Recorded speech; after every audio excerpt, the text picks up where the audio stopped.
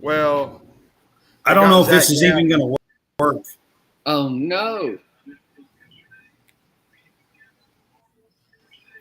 That ain't good. Guys. Yeah. We're all going to die. How many tabs on your Hey, guys. Welcome in. It's Brad with SportsCast. And I've got the guy. Hey, guys. The show started. How you doing? So we just started it just randomly. Some issues. Had some last night fixed. What else is new? But yeah, we'll try to get through this. I don't understand. I ran tests and my tests are running up to speed, and then I go to do it tonight. It's running slow. So I don't know. Uh-oh. It is what it is. So I've got Taylor Bell on with me. Hey Taylor, how are you tonight? Doing all right. How you guys doing? Fantastic. I'm doing great. Love to hear it. Doing pretty good. SEC Media Days. Yep. Yeah, it's getting to that point to where we can talk a little bit about football now. Well, you can always talk football. It's the SEC. Well, yeah, you can Yeah. talk about it all the time. So John Hammonds is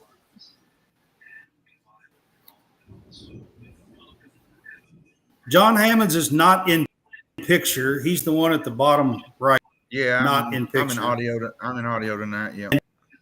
John Roberts is at the top left. Continue. All right, so it was Vanderbilt, Georgia, Auburn, and Mississippi State.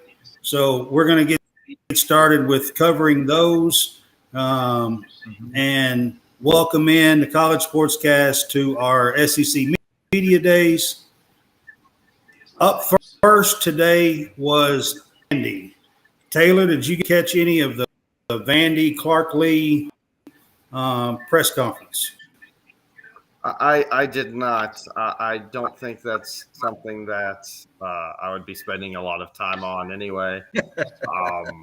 Wait, hold on. Who are you? Now, if it's baseball, you got me. I'll be engaged with Vandy baseball. Wait, was that Tim Corbin? It wasn't Tim Corbin there, was it? I would have been there for Tim Corbin. That was Tim Corbin. It is Tim Corbin. That's the coach. Yeah. They just had to go down the street. They were they're only like 5 or 10 minutes away from wherever this thing is going on.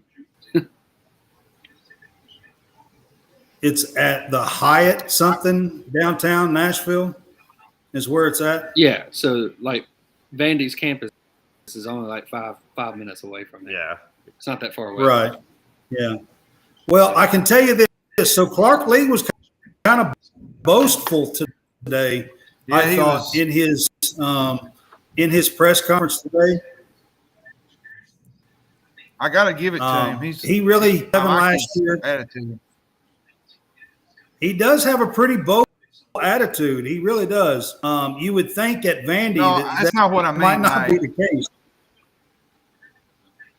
That's not what I mean. He's just very confident in his team, and that's normal for any coach. You know what I mean? And I feel like the thing with Clark, I think he's going to turn him around. It's just going to take a little bit because, like I told somebody last year, Vandy's hard to get into in terms of recruiting. They have to recruit differently, and it's just a different way of recruiting. And I think that he'll do a good job there with what he's got.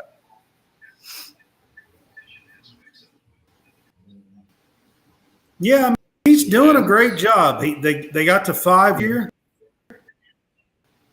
beat Kentucky, which was in their cap, to be quite honest with you. Yeah, pretty much. I'll be the first one to say it definitely was.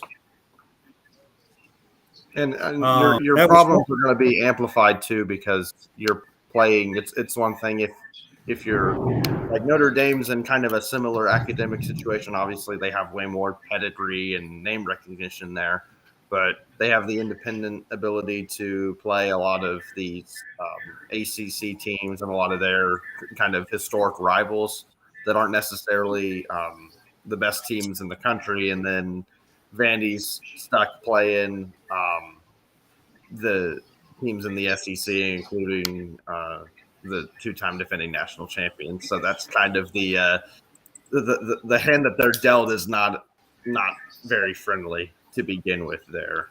So it's definitely not friendly for them. But they had, James Franklin done pretty good for Vandy at Vandy. Hey, let's stop making excuses for Vanderbilt. Come on, these guys are grown and very, very much, they're big boys here. They can figure out how to beat somebody, even if they are hampered.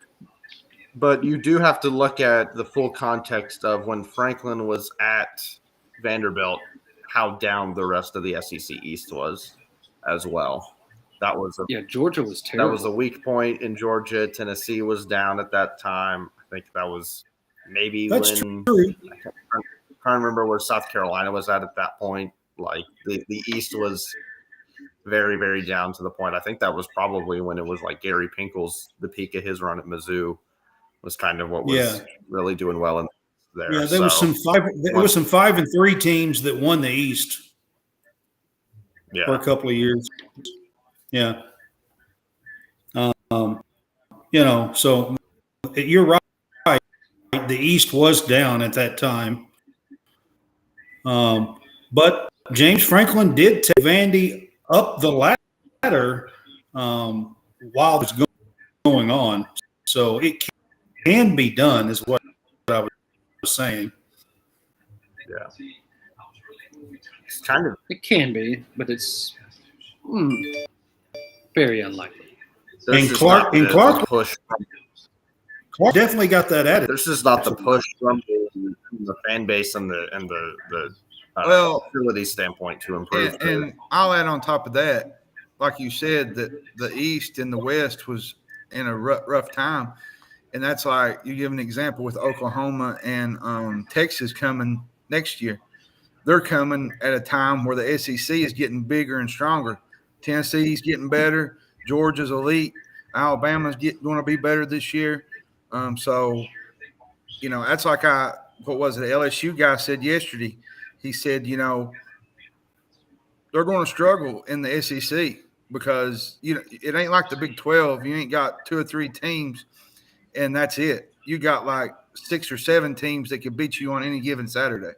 And neither of those teams won the Big 12 last year. No, and they wasn't even close. Well, and you got to consider too, Kentucky's getting better. Who else? South Carolina, which we don't know about Spencer Rattler. We'll talk about him later this week, but you don't know what he's going to give to you. But overall, from top to bottom, the SEC is better. And to me, I'm just going to give this since Taylor's on here. Georgia is at a level right now to where it's going to be hard to knock them off because they're recruiting at such a high level.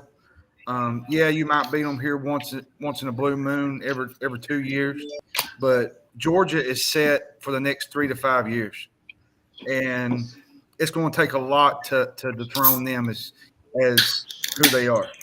And the only team I could see possibly doing that is Alabama and maybe LSU if they get the recruiting up.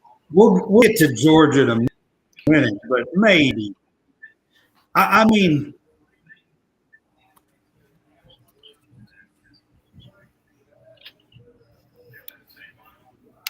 go ahead. I mean, Vandy got to 5 wins last year. Does anybody think they can match that this year?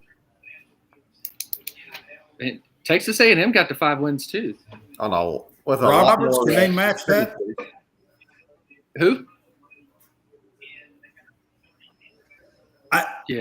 I'm not hearing you, buddy. Yeah.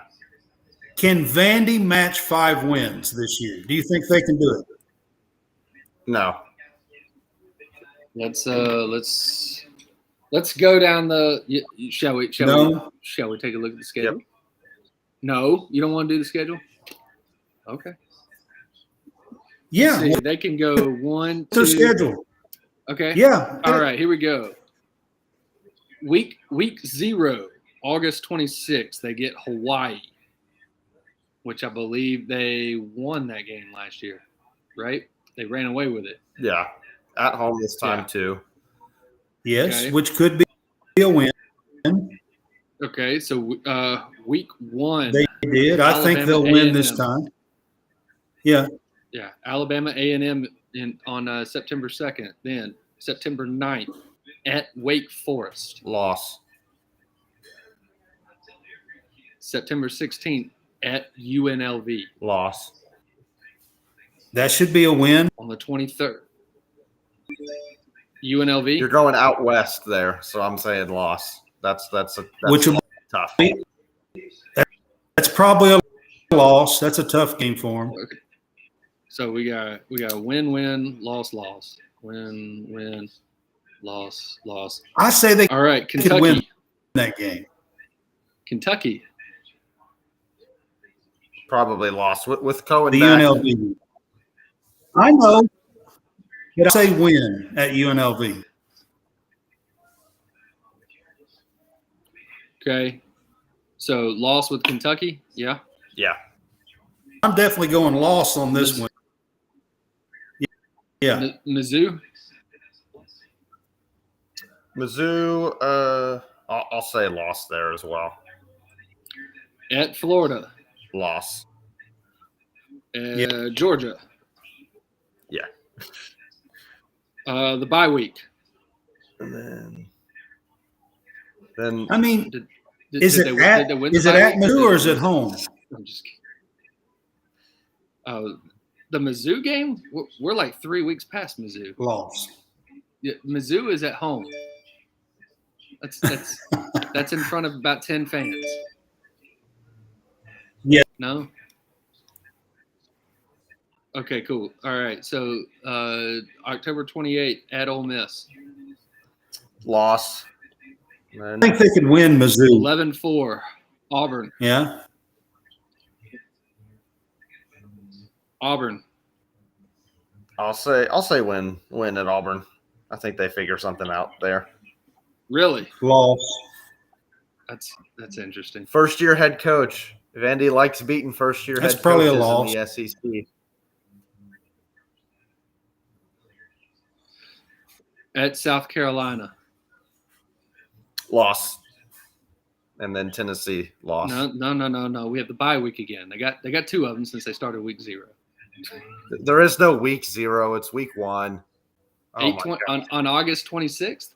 Yes, week 1 is just more than a week. Probably a loss. Technically, I'm not calling it week 0. I'm one of those. I'm not calling it week 0. That's dumb. I can't do it. Week not really 1. It's week 0. Week Or half. Or you could be week 1.1, week 1.2. That's Week sauce. That's what we'll call it. fair. And They then always at play Tennessee is another tough. one. Yeah, but it's in Knoxville. They're losing that. So I got what? Well, we have a win-win pending on Mizzou. And that, I mean, And UNLV. That's 4. And then They're having 3. Taylor, you give the Miracle Auburn one too. So They're probably winning. They're probably going 2 or 3 or 3 or 4, either 2 or 3 wins out of conference, and then maybe 1 win in conference. So maybe. Yeah. I think they get 2. I think they go in 6 in conference. That's what I think. You think they're beating Mizzou and who else? Ole Miss is what he said. No, he said Mizzou and Maybe he gave Florida. them- No, they're not beating Florida. They're not beating Florida in the swamp. That's not happening. Yeah, that is. Nah, At Florida. They've played them. It's at Florida. Okay. Yes. It's in the fall. Yes. Florida can be terrible and Okay. sleepwalk and still beat them. Yeah. God, this game is dry. I don't think Florida's going to be very good. I really don't. Well, they still could be bad, but they're still not going to be. They're going to be able to beat Vandy in that kind of game off of just talent advantage alone. You can run the triple option and 32 dive with the talent gap there. He says this about Vandy Florida, beat but then still says that Auburn is going to lose. Well, Auburn's a first-year head coach. That's the whole thing. And another thing too, Florida. Kirby lost to Vandy year one. Billy Napier loses to Vandy year one. Just saying. Well, and Florida have a lot of questions at quarterback too. I'm not sold on their quarterback play right now. I'm not sitting here saying that Auburn's going to be great. I'm just saying that if you can't see 7 wins out of that schedule, though, there's an issue though, because with who? There's at least 6 or 7 wins on that schedule for Auburn. Ooh, I can't do that. They'll be anywhere from 6 wins to 8 wins. There's games in there that's winnable though. They just got too much to fix for them to. I think they're going to win a game that they should not win. Yeah, it's a good year for them is making a bowl game. I thought. Yeah, we were, but we got bored because Vandy. We just said that Vandy was going to win like maybe 3 games or 4. Ah, Brad, you've gone silent.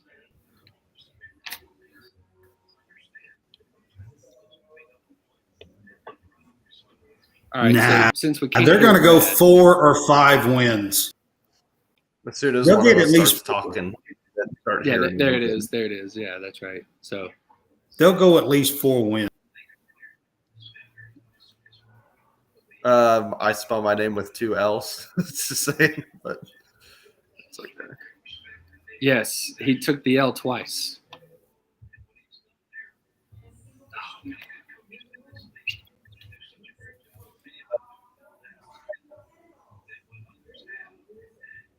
I'm not getting anything. Nope, but he'll start talking pretty soon. The audio will come in at some point. So Kirby Smart gets up there and says that better never rests. I don't understand why you're saying that. Why? Why did he say better never rest? Well, that's pretty simple. That's pretty self-explanatory. Yeah, he went into more detail about that with the team actually studied, I believe it was the New Zealand Blacks, which is like the most dominant. They're an incredibly dominant rugby team that has like the highest win percentage. Yes, he did. Pretty much in humans, is what he said. So from them studying that, that's one of the slogans that they actually kind of borrowed from there, and they've applied it to the UGA football team this year, heading into the season after. I mean, you win going back to back is what makes it hard. Is I think you end up getting, this is any kind of, I don't want to call it a dynasty yet because it's 2 titles, it's not 3, but you end up having kids come in that believe that they have the resume that they don't. They think that, oh, because I have this G on my helmet, or in Bama's case, I have this crimson on my jersey, that because I'm already here, I'm him. When I've arrived. Yeah, when like you still got to put the results on the field. You still got to. You don't have anything. You don't have any accomplishments yet. You haven't done anything. He's just fighting complacency. That's all he's doing. Yep. I mean, that's the only challenge he has right now is fighting complacency. Well, and this is definitely something I've seen with Duke and Kentucky experience this and on the hardwood a ton. You're going to get everybody's best game when you have this kind of reputation at this point. It's the Super Bowl for everybody. Yeah, everybody's going to come. Their best game will be the week that they play you. like Cal always says, we're everybody's Super Bowl. They bring out the T-shirts. They bring out the pants. They bring everything out when Kentucky comes to town. Well, I hope everybody's wearing pants. Well, you get where I was going with it. I hope they don't do that for us. I like being able to go to road games. It's the fun part. With pants on, I assume. Yeah. Unless it's like unless it's, I don't know, it's like, who did we play early this year? Like it's South Auburn. Carolina, and it's still going to be like 90 degrees outside. Yeah. 5-inch inseams for that day. Yeah, makes sense. All right. Can you guys hear now? Sometimes. Sometimes it's very, very delayed. Yeah. I don't like that one. Sometimes? Yeah, sometimes. That was about 10 Well, Mississippi's. I think I counted. My internet is We do terrible have a state here. right now, and I've got to figure out how to fix it. So, Well, let's transition from that to make it to Mississippi State. 10 Mississippis. Do they get 10 wins? Yes, no. Let's pull up their schedule. Yeah, their schedule is they're going to not get 10 wins, but I got it right here. So September 2nd, Southeast Louisiana. Dub. Arizona. Win. LSU. Loss. At South Carolina. Ooh, that's a good game. Let me think on that one. That sounds like the epitome of a noon kickoff on the SEC network. That's like the best game of the day. Yeah, pretty much. I'll say loss there. I'll say South Carolina gets that one. Okay. Bama on the 30th. Very close loss. They can't pull it out. Western Michigan on the 7th. Win, obviously. The bye week. That's Okay, awesome. at Arkansas. They're losing the bye week? That's good. God, this is bad. All right. At Arkansas? I'll say win. That's a win. Wow. At Auburn. Win. Taylor, you just absolutely do not want Auburn to win. But that's just because you're a Georgia fan. I actually hate the Gators more than anyone else, but That's also weird. Why would you hate the Gators more than anybody else? they're our biggest rival. What do you mean? No, they're not. They're not a rival at all. There's. I mean, where are you from? I just gotta ask because What is my name? I can't. I have no idea. I can't see it. They're the big I'm rival. from Birmingham. Okay, Yes, okay. they are. Hey, Gators are our biggest rival. I went down to the swamp and we won down there. I mean, what? Like you guys can't even play in the swamp. Yeah, but they still suck. But I still hate them. I mean, it's part of it. Like it can't be. Auburn can never be one for me because Auburn's. You both have to see each other as number one. Auburn's number one will always be Bama, and so because I don't like. No, I think Georgia. I dislike Georgia more than I dislike Bama. How does that happen? I don't think. How does that happen? I don't think I've ever met an Auburn. I've met so many Auburn people that are like, I could go 1-11, but as long as we beat Bama, that's all I care about.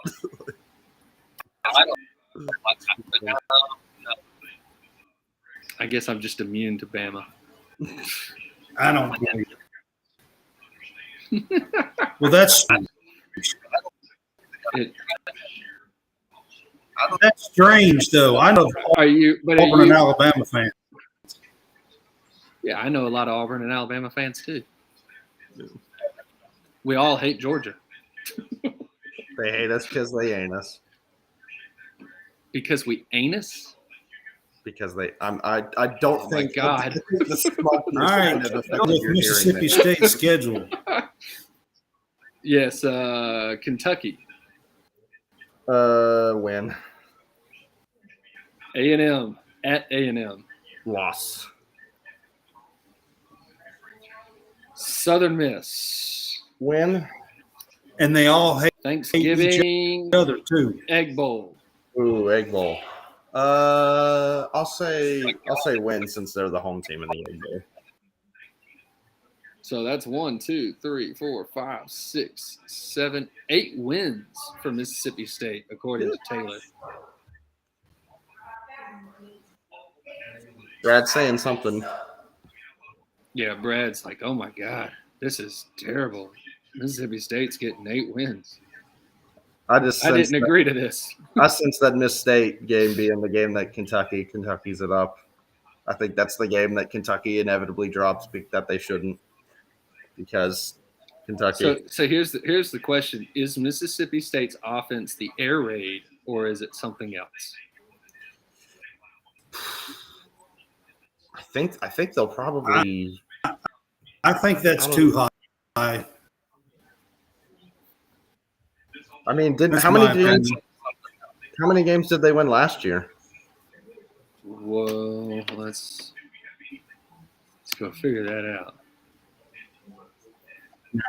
I don't remember. Huh? It's probably right. They went 9-4 last year, so I mean, they went 9-4. But remember, they're a first-year head coach. It's not going to be air raid. But he's been in. It's different because he's been in the. I know it sounds like I'm making up rules as I go along, but he actually took over. He took over in the middle of last year. He's not a first-year head coach. Like that means. Yeah, but Hugh Freeze. They went 9-4, including the bowl win.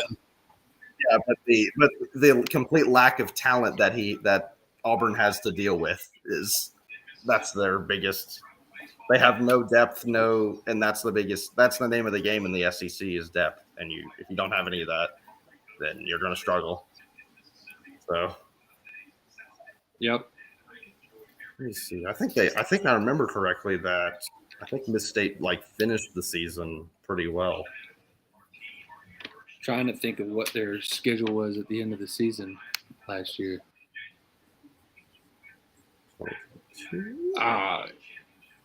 Let's see. So Mississippi State was 9-4 for the bowl game, and then because I didn't think it happened in the middle of the season. I thought it happened at the very end.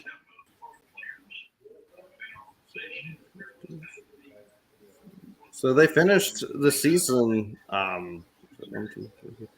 3 wins with 3 key to Mississippi 3-game winning streak. State is Will Rogers.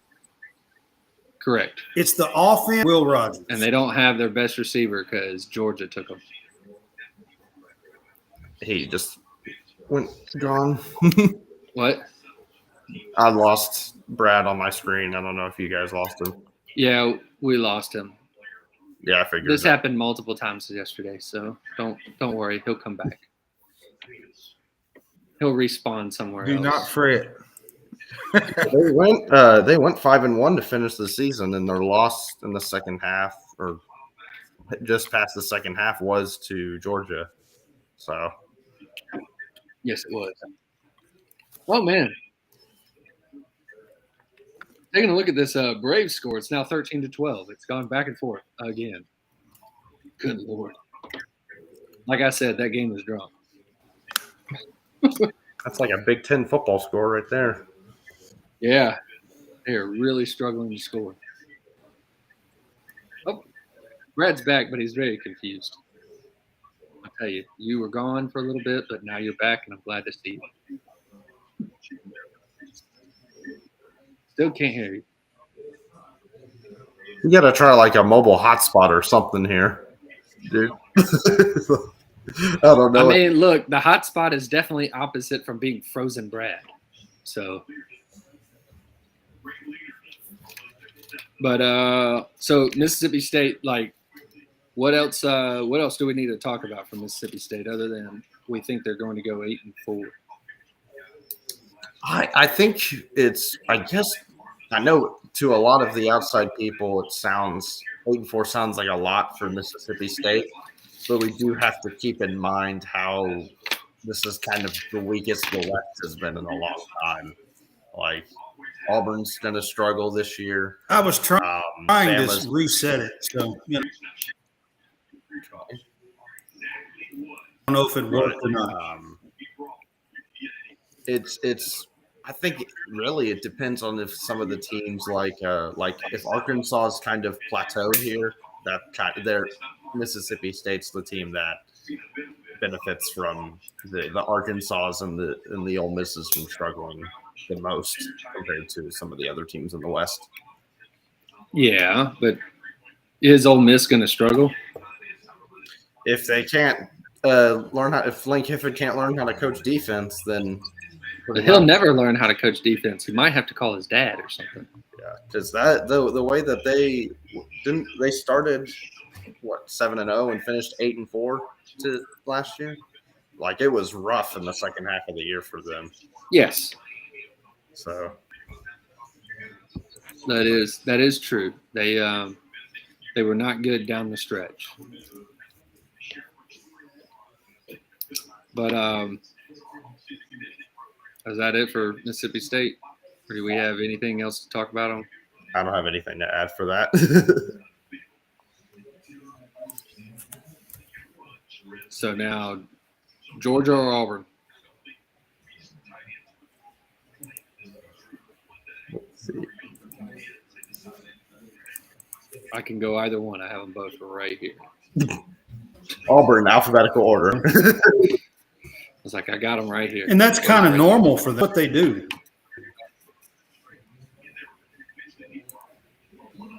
To go alphabetical order, yes. Was it this bad yesterday? Yes, it was. It was really bad.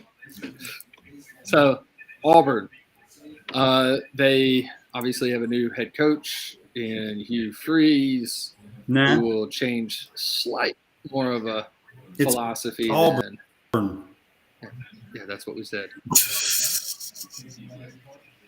The comedic timing of this is great. I'm loving this. Yeah, we said Auburn. Auburn is like the guy that doesn't know how to play Halo that just throws hand grenades. Okay, that's what they are. Come on, let's go. Only tries trick shots. That's right. And every now and then they nail it, and it's yes. That 360 note does land. It was worse. It was worse. Nailed it every time. Look, I mean, while being an Auburn fan and being an alum, look, I get the comedic deal with Auburn. It is they are a team that is the constant unknown. You do not know what you're about to see. It is Jekyll and Hyde all the way, and they could be when they're really good. They are really good. That crowd at Jordan-Hare is awesome. When they are bad, they can be really bad, and it becomes, unwatchable, like last year. So, I'm interested to see, how do you feel about Peyton Thorne stepping in as the new quarterback? We can't be worse than what we've been. So, I feel like he has a level of at least steadiness to everything. I think that there could be just maybe a calm, but just because of the fact that he has played a lot of D1 football, but he hasn't played at this level. I mean, it's D1, it's Big Ten, but it's not, SEC. So, yeah, that's a fair point. But he gets UMass. He gets a game before traveling out west to play a Pac-12 school, and then they get Samford before getting the SEC schedule started. Well, I'll say this about Auburn. You was talking about last year where it was a circus. A lot of that had to do with the fact that the old coach. I'm trying to think of his name. Ryan Harsin. Yes. Harsin. There was a lot of locker room, social media stuff going. You know what I mean? Yes. and it just caused a lot of friction. Yeah, there was also a lot of friction within the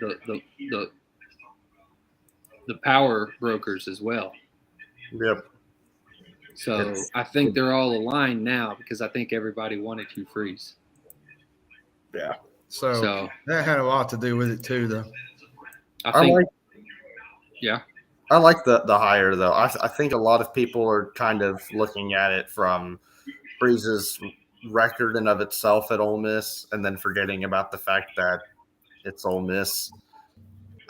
So you're kind of limited at what you can do, but the ability to scheme up plays in a very simple way, especially with you go and look back at some of the ways after.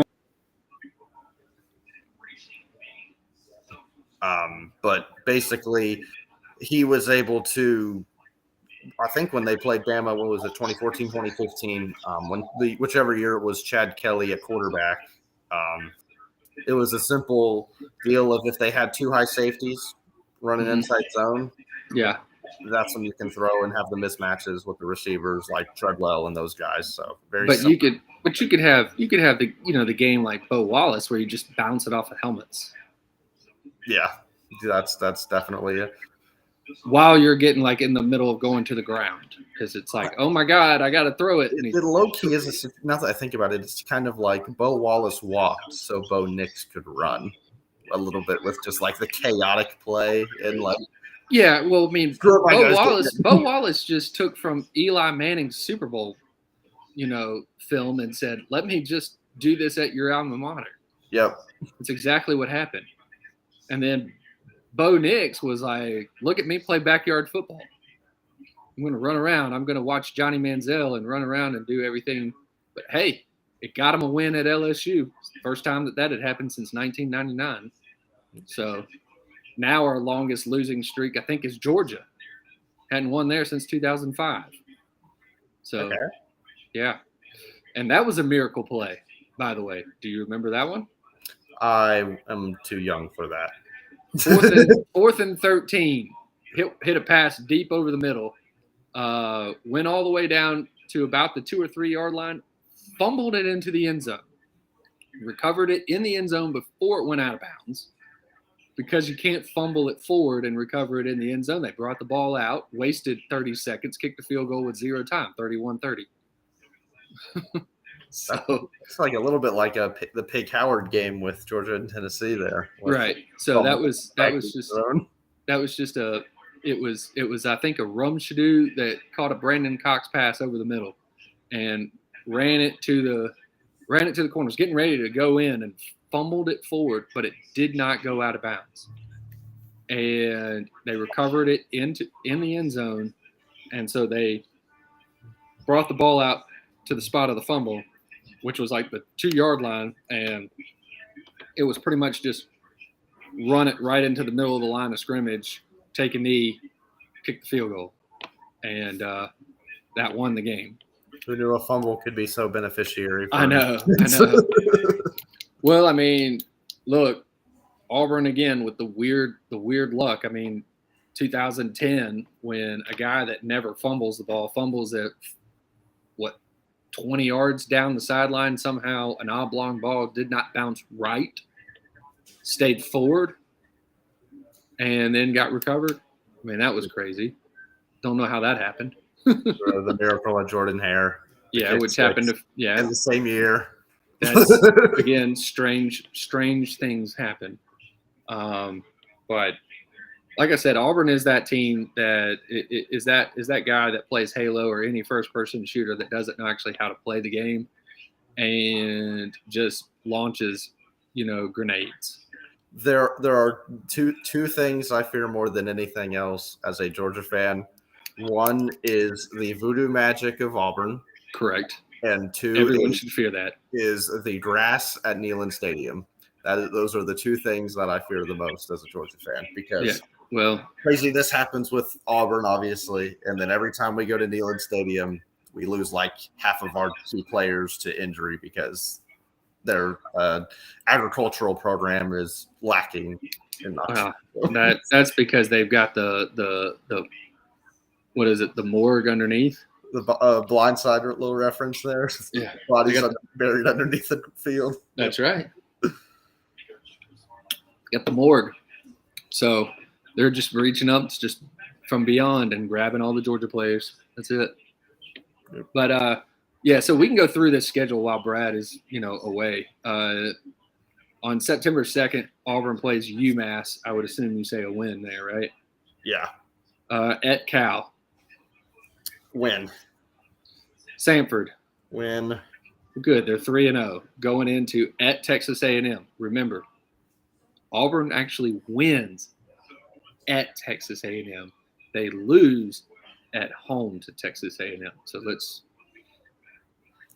Oh, that's an interesting predicament there. I'll check the tape. Check the tape.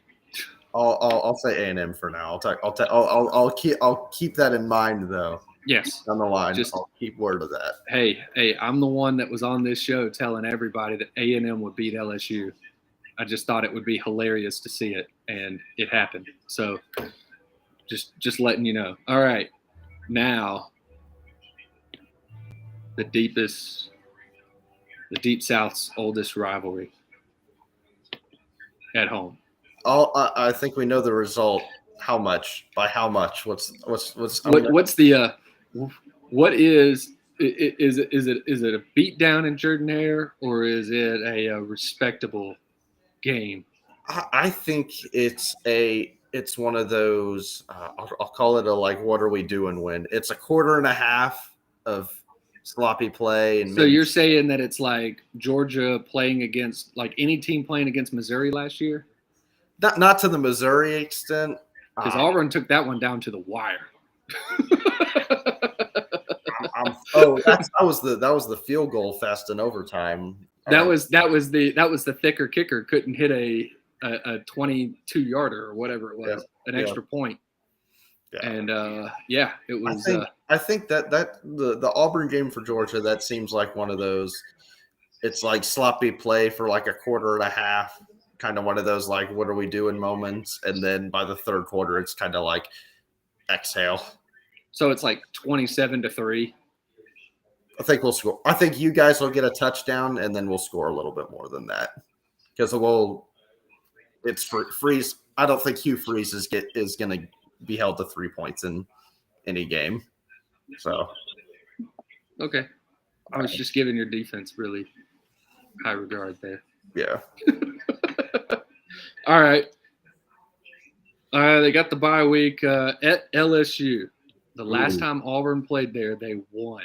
Oh, my God. That's something that we couldn't have said in about 20-something years. I say close loss there. Close loss. Ole Miss. I think, who do we say what did I say on this one for Ole Miss? I don't think we went through Ole Miss yet anyway. We haven't looked at Ole Miss. I'll say win. I'll say Jordan-Hare environment wins in that game. Okay. Well, then the Jordan-Hare environment wins, but then they play the other Mississippi school at home, which you've already stated as a loss. Yeah. Okay. Very schizophrenic, much like Auburn. At Vandy, you said loss. Yeah, I said loss. Okay. I'll be consistent here. I'll keep it consistent. Yeah. All right. Arkansas. Ooh. Weird stuff happens against Arkansas. Usually it's at Arkansas when we do pull all the weird stuff against them, but Arkansas we spike the ball forward. Arkansas will win a big game early in the year, and you're they're going to take the next step this year, and then they'll lose 3 or 4 to teams they have no business losing. Yeah, is Auburn one of those teams? I say Arkansas wins this game. Wow, you are really going against it. New Mexico State, you're saying win. I hope win. Yeah. And then Bama. You think they could pull the miracle of miracles? It's at home. It's at home. That's all I have to say. I'm going to say it a lot like the 21 game. I'll say this: Auburn always plays Alabama close. Always has. That's why I say the 21. That's not true. Just look at 2011, 2012, 2000.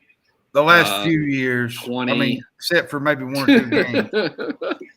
except for maybe one or two games. They One or pretty two. much There's a stayed. lot of games in the Nick Saban era that we got our ass kicked. I think it's not as much them always playing them close. It's they play them close in the years where there's no way to really like explain it. Like Roger McCreary suddenly becoming a freaking Darrelle Revis and locking down J-Mo and that receiving core for like half the game, of course. Yeah, but that was but then the the interception was just because they threw it off the guy's back. You're thinking a different game. Oh yeah, you're right. Yeah, but yeah, and Mac Jones, the turnovers there. Gosh. Yeah, one of them was his fault. The other one was, the flukiness of Jordan Hare. Yep. Because one of them, he threw it in between. Kind of didn't know whether he wanted to throw it to the deep receiver or the shallow receiver. Threw it in between, and that just happened to be where the Auburn guy was. I think you could even throw the voodoo. I think you could even throw in 18 the touchdown pass to Calcaterra. I think is how you say it. I probably butchered the crap out of that, but the toe tapper in the corner of the end zone to over Pat Surtain of all corners. Oh, that was 18, I think. Maybe 19. No, it was 19. It was 19. It was Bo's. Because that was two. It was Bo's freshman year. Yeah. And that was not his name, but I know who you're talking about. Yeah. That was Sal Cannella. Cannella, okay. Sal Cannella, the Italian. Sal Cannella. Instead of Arrivederci. That was Sal Cannella. And he had a couple of those catches just throughout his career, but it was like he was one of those enigma receivers, tight end receiver type players that you're always like, he would disappear for like 3 or 4 games, and then he'd come back up, make an awesome catch, and you're like, where's this guy? Where's this guy been? And then it's like, oh, he disappears for several games and then makes one of those catches. I mean, he's got a few of them that he has in his career where it's just like unbelievable highlight, but then he goes silent for several games. Yeah. Didn't throw it at him. Didn't even look in his direction. So who knows? But yeah, no. Auburn's got that's why it's not that I'm trying to show my fandom or, look through the orange and blue glasses. It's that this is one of those years that even though everything looks like it should go against Auburn, doesn't necessarily will everything go against Auburn? I get what you mean too. Of like it's the unexplainable magic of Auburn. It's the unexplainable. What the heck just happened? I mean, 2013 is one of those. Okay, first year head coach. We went 3-9 the year before, and all of a sudden, you're playing for a national title, and completely blew the game. Should have had a 2013 title, but instead blew it. Blew a huge lead. Right. So, inexplainable. That was Tommy Tuberville. Yeah. Except Brad says 6 wins for Auburn. I thought he was saying that it was 6 times beating Bama in a row, that was the Tommy Tuberville running off the field doing this.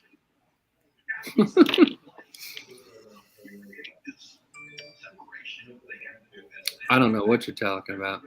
So 6 wins here, but we've counted up 1, 2, 3, 4, 5. It looks like going 5 and 7 again. That's what you have here. I don't think that's going to happen. I mean, in my opinion, that they beat Mississippi State, they beat A&M, and they possibly can snag Arkansas. I think they can get two of those 3. Like you said too, they'll most likely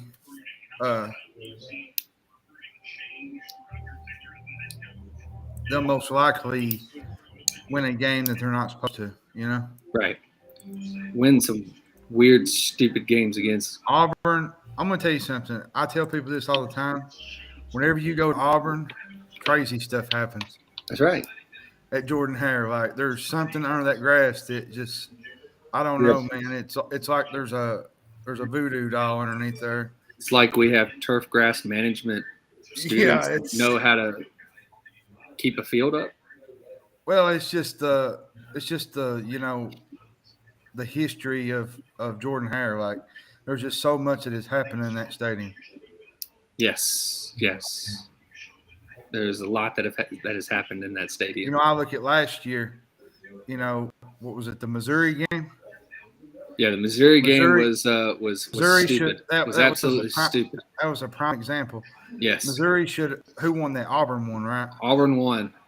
But Missouri should have won it, but they fumbled the ball going into the end zone. That was the dumbest game. Who does that? One of the dumbest wins ever. So that's more of like Auburn didn't really win it. They just didn't lose it. Missouri lost it. Well, it wasn't. Let's just say Missouri lost. Let's call it what it is. Missouri lost that game. They should have won that game, and they didn't. It shouldn't even have got to that point, to be honest with you, because the game should have been over when Harrison. I'm trying to think, the kicker from Missouri. Yeah, when the kicker should have kicked the field goal and won. Yeah, and he missed it. Maris, I think it's Harrison. Is it Harrison Maris or something? I don't know. I just call him the thicker kicker. His last name. He's just a big dude. He missed a chip shot field goal that would have won the game. Yes, and I'm like, that fumble should have never even been in that. You should have never even been in that position. As I've stated, that game was on my birthday. Auburn is now 8-0 on my birthday. They were 7-0, and we got some voodoo magic to make it 8-0. You're welcome. That was just one of those games where if you was the opposite, if you was the opposing team, you had nightmares after the game was over. Like, it was just, just one of those deals where something happened, and you just got to look towards the next game. That's right. Which Missouri had a lot of them games last year. The Kentucky game with the punter, Missouri had a lot of games where their brains froze late in the game. Like, they had Georgia late. Georgia figured out how to play. Figured out that game never happened. That game doesn't exist. They figured out that it was they all were year Georgia, long, and they were like, "Oh, wait, we're much better than these guys." Well, and I knew Georgia would win because Missouri didn't have the offense to beat them. Well, I knew Georgia was going to win because they were Georgia, and eventually Georgia was going to wake up. Yeah, that game had me sweating. Not gonna lie, I was a little. Okay, which game had you sweating more? The Missouri game or the Ohio State game? Oh, there's sweating, and then there's heart palpitations. That was the Peach Bowl was heart palpitations. That's a whole other level. That's what we call being an Auburn fan. Thank you. I think I might have actually said that because I remember collapsing. This is how Auburn feels every game. I remember, God, collapsing to the ground, and I was like, so that's what I think I actually said something like, so this is what Auburn fans feel like. Every game. That is exactly how we feel every game. So Bo Nix probably took like 10 years off every Auburn fan's life. Which I can see Auburn winning 6 or 7 games. It just depends on which Auburn team shows up. Look, I can see Auburn being 5-7. I can see that this legitimately could happen. What you've predicted. I'm not going to go against it, but I also could see that they go and do some dumb stuff and pull off 8 wins.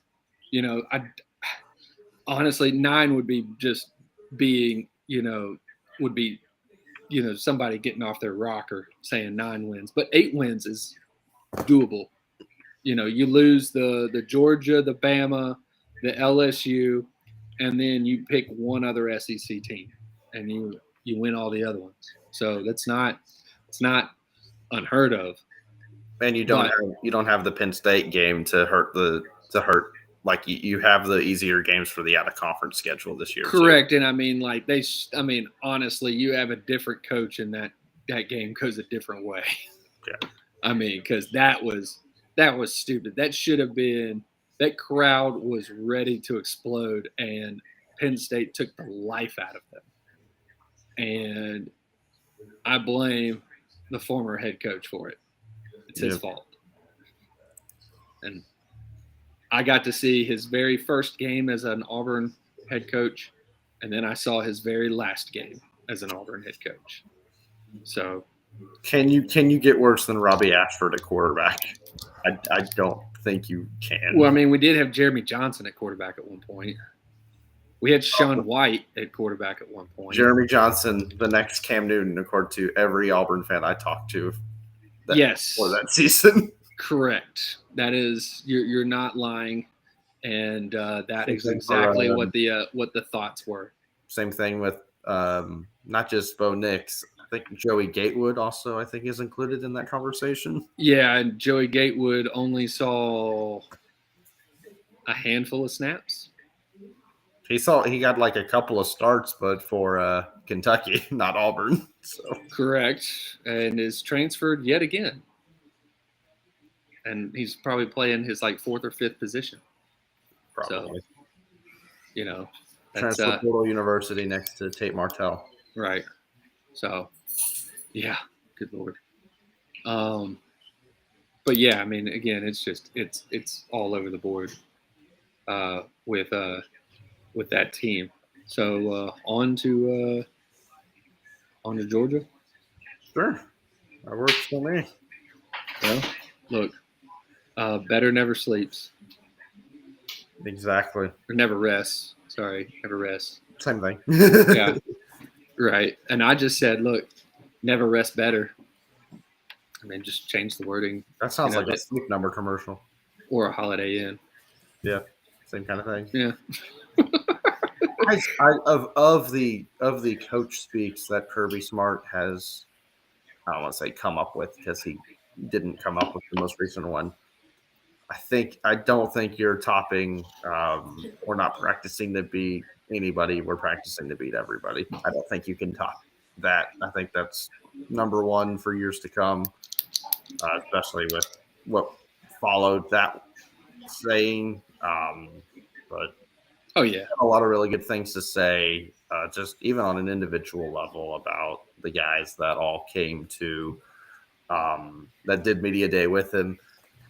He really focused on with Brock Bowers being, because Brock is very quiet, does not enjoy the media conversations, and that's it almost acted as a way to kind of show that he's human in a way, because some of the things he does on a football field, I'm like, how is that possible? But I'm very excited, obviously, heading into this year. Correct. Makes sense. There's definitely going to be – there's like 2 years ago it was Tennessee. When you have a schedule like this that coming in, everybody's like, this is an easy schedule. There is always one game that nobody sees being I don't even want to say I was getting ready to ask who – is the one opponent that nobody thinks could do it, but you think could make it a game. That's tough. Or if Georgia were to slip up, who is it against? So the slip up game, I probably would say Tennessee on the road. Auburn could be tough, just Jordan Hare alone. The crossover game this year is Ole Miss, which Kirby has not beat. We've only played them one time under Kirby, and we lost to them in his first year. So again, that was the first year. Yeah. So Kirby. Look, so everybody gives Saban the 2007 season as a pass. Well, I say that because that takes it out as the contention, because Kirby will be able to find a way to use what happened in 2016 as motivation for the team to not come out and play up to par, up to a championship caliber team. Right. Look, I just think that if Auburn is 4-0 and if Georgia is 4-0, that's just going to be an amazing game. The environment for sure, 1,000%. Notice that I said if Georgia were 4-0. That's not going to be an if. That's when Georgia's 4-0. So, because I mean, you're only playing one. I see what you're doing here. You're only you only play one school in the first 4 games. Yep, South Carolina. Correct. That's the one. I was going to say it was UT Martin, but then that would just be just an offense to everybody else. So do you have to show any animosity to UT Martin, given that Ty Simpson's dad is the head coach at UT Martin? No, I did not even know that, so I wasn't really doing that. The more you know. Yeah. No. But a lot of as a Georgia fan, there's always certain matchups that aren't annuals that typically come up, like when Georgia has to go to Baton Rouge to play LSU. Right. That's always a tough game for us. Yeah. For some reason. Or at Bama. Yeah, at Bama. A lot of these teams in the West that are good when we have to go to them, even like Mississippi State is kind of been a little bit of a struggle bus up until this past season. So seeing that a lot of the tough games are or usual tough games. Obviously, it's an odd year, so it's Tennessee on the road and Auburn on the road are the two main ones to focus on. But right, South Carolina is the team that I kind of see as the up-and-coming team in the East, and we handled them very well last year and that game. Yeah, and it's not really like the South Carolina teams from back when, Spurrier or, even maybe the first year or so with Muschamp. I'm trying to think of the years in which but all of those that when South Carolina snuck up and got Georgia was at South Carolina, playing Williams-Brice Stadium at either 11 a.m. Or noon over in Eastern, or it's a noon kickoff. It's a noon kickoff on Jefferson Pilot. Yeah, there you go. 17-14 with a minute and a half to go. Yeah, South Carolina's got the ball in the red zone. Yeah, and it's not that. That's not going to happen. Not this year, I don't think. But yeah, South Carolina was that team that I would have put out there. But who knows? I like what Beamer's doing there. I think he can definitely give him time. It's a steady build. So that's something where maybe it's going to take a few years to hit that true ceiling, but they're obviously with the success we had, they're going to be a lot more patient with him. Right. But we can go through the schedule, and I don't really see too many places where our Georgia is going to lose. I'll just cut to the chase. I'll say 12-0. Okay. Yeah. But I was just more doing it just so that people understand who Georgia actually plays. So week 1 is UT Martin. Week 2 is Ball State. Week 3 is South Carolina. Week 4 is UAB. Then they travel to Auburn. Then they have Kentucky at home. Then at Vandy. And then it's the bye week before the world's largest outdoor cocktail party. I guess we really can't say that, but that's what it is. It's in Jacksonville against Florida. Mizzou at home, Ole Miss at home, at Tennessee, where you think might be the slip up if it's not Auburn, and then at Georgia Tech. And while Georgia Tech may have a coach that brings Georgia Tech back, it ain't happening this first year. No. Nah. So, but I was just more trying to get through that. How about Carson Beck? Do you think Carson Beck is the guy this year? I think he's definitely going to be QB1 this year. The biggest difference you can see with Georgia is losing Darnell Washington. Kirby Smart has actually tried to use the transfer portal to kind of counter that with the pocket passing style that Carson Beck has. I think with that, his ability to use play action, that's the reason you see Georgia go and get Dominic Lovett and Rara Thomas out of the transfer portal. It's going to be a little bit less of the 12 personnel looks, maybe some more of the 11 personnel. putting a lot of the speedy guys in the slot. But I still look for Oscar Delp at tight end to take on a bigger role to help him out there.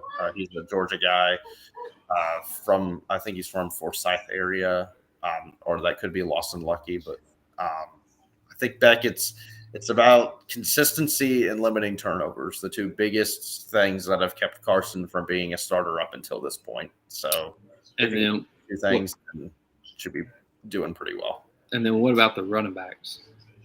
Running backs, well, you return a lot of the guys. Kenny McIntosh goes off to the Seahawks, but you return Kendall Milton, who can be a big-time back if he can stay healthy. Now, that's a big if. And then you got Dejon Edwards, who's a guy that his physical tools don't really come out at you, don't really jump off the page, but even going back to the COVID season, there's times where Georgia had a multi-possession lead, those situations where I guess even to this day how they use them, Georgia's going to run the ball. It's the clock. It's chew clock time. It's death march time, to use kind of one of Kirby's speech. You're going to hand it off, and number 30 is going to get the ball. Dejon still consistently has success. I would like to see the running backs be able to limit the fumbles. That was too much of a problem. If there was anything to critique with the offense last year, it was fumbling the ball in the run game. So that's something to look out for. Yeah, that makes sense. But yeah, no, that's why I didn't think like maybe the Auburn game wouldn't be so like massive of a blowout, because it would just be Georgia running the ball the whole time. It looked a lot like that 2016 game where it was bad. It was still like 27-0 or whatever it was. The Malcolm Smith pick six was literally the only highlight for either team in that game. So, yeah. So I think it's a guy that I would, if I had to pick a sleeper guy, I guess from Georgia's team this year, I'd probably go Dylan Bell at receiver. He's a guy that's used in the red zone a lot last year. He knows how to create separation, and he has a really good understanding of just space in the open field and learning how to find a soft spot in the zone. Got a good bit of playing time as a younger guy last year, so look for him to have a bigger role heading into the season with A.D. Mitchell going off to Texas as well. Yeah, and then looks like Brad's asking some questions here. He's asking who is the SEC challenge, which I think you pretty much kind of nailed that one with either Tennessee or Auburn. Yeah. For Georgia. National challenge, I mean, honestly, really any of your normal teams that you would see in the playoffs would still be a challenge. I mean, as long as you don't have those kind of fluky TCU teams that show up, which again, everybody and their mother knew what was the outcome was going to be of that game, and then it happened, and then everybody was like, "Oh my God, I can't believe it!" And you just look at it and you go, "Well, TCU beat up on everybody's backup quarterback. They barely were winning against the backup quarterback with not a whole lot in there, and then they ran up against an actual team, and that's what happened." Yeah. That was the perfect example of seeing. I think sometimes I like, in a way, seeing those games, not even just take Georgia out of the equation. Yeah. Because Georgia, as a Georgia fan, I've been on the other side of this in 2018 of seeing the beating that Clemson put on these teams in the playoff when Georgia was a game away from being there. Just those teams that are on the outside. It was Alabama this year. It was some of these there's a few other teams that really lost a key game that could have gotten them into the play. Tennessee with South Carolina. This is what happens when you don't win the games you're supposed to win. You end up with this. Clemson with South Carolina. Yeah, it's kind of seeing those games this is what you did. You caused this. Clemson, Tennessee. It is your fault. Alabama, it is your fault that we have this because you couldn't beat them. Yeah.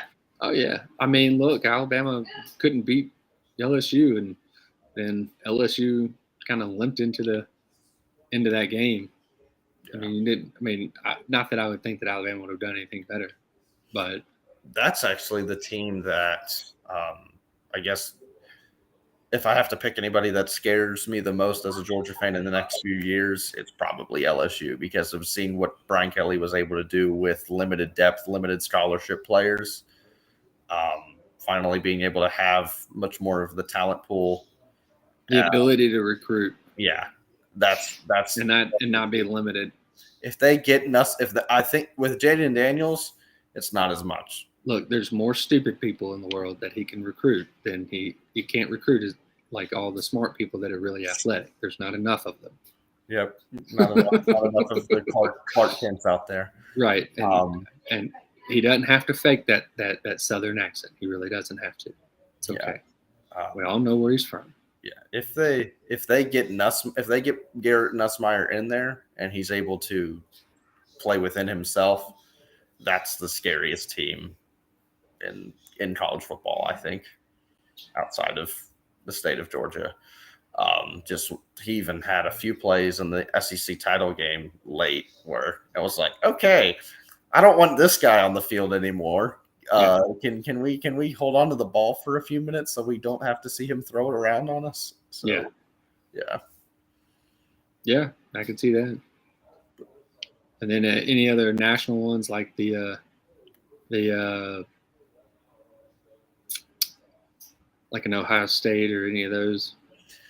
So I think right now I look at it with Michigan has the upper hand on Ohio State. I think it's a physicality. It's like there was a mentality shift from Urban Meyer to Ryan Day. Obviously, that game was very close in the semifinal. Aside from even just the argument of Georgia played their C+ game while Ohio State played their A+ game. I think everybody always underestimates how much of an advantage that week off from the conference title weekend is in terms of being able to rest up physically and able to have that extra time to scheme. Like Ohio State, the best you can do is wait and see. If you get in, you're going to be the 4 seed, and you know that Georgia's going to be the 1 seed. So you might as well watch tape and study Georgia as the number 1 team there. Right. So, but with that, I say all this because I see Michigan is continuing to be the top team in the Big Ten, but Michigan has a disadvantage against Georgia because Georgia kind of plays the same game that Michigan does, but better and with more talent.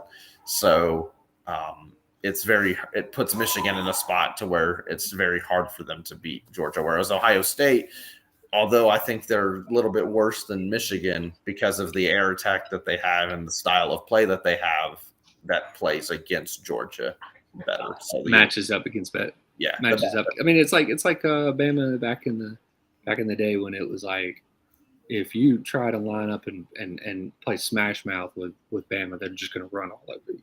Yeah. But if you go and try to be, do the trick plays and all the different, playing finesse and whatnot, you have a better shot, which is why you had the hurry up, no huddle teams that had the success against Saban. But if you tried to line it up, they were just going to ultimately smash you. Yep. Yeah. And then his last one was thoughts of the UT penalties. Don't really think there's much to add there. I mean, it's fines. Maybe use a Walmart bag instead of a McDonald's bag, I guess. Or maybe if they had a coach that could spell asparagus or just know what asparagus was. Yeah, I think I had somebody say something about using pilot truck stops instead of McDonald's. But you see it. You can kind of see over time people are kind of realizing the impact of these sanctions of like you're punishing the kids that had nothing to do with it that are there. So like they're only punishing the one coach and not all the other coaches. Yeah. So I guess it's like there's really no way to go about it. Can't really punish his wife on that one either. She had more to do with it. Yeah. Outside of the I guess vacating wins, but who really cares? without the vacated Eli win. Drinkwitz cares because he wants to know what happened when he lost a game against a team that vacated the win. Very, very interesting. And then I always think of like the Reggie Bush situation. Like, do you just give the Heisman Trophy to the guy who was voted second in that time? Or was that the year that Leinart was second? And so you give it to third place or something like that? Heisman is. Do you give the national title to Auburn? Yeah, just because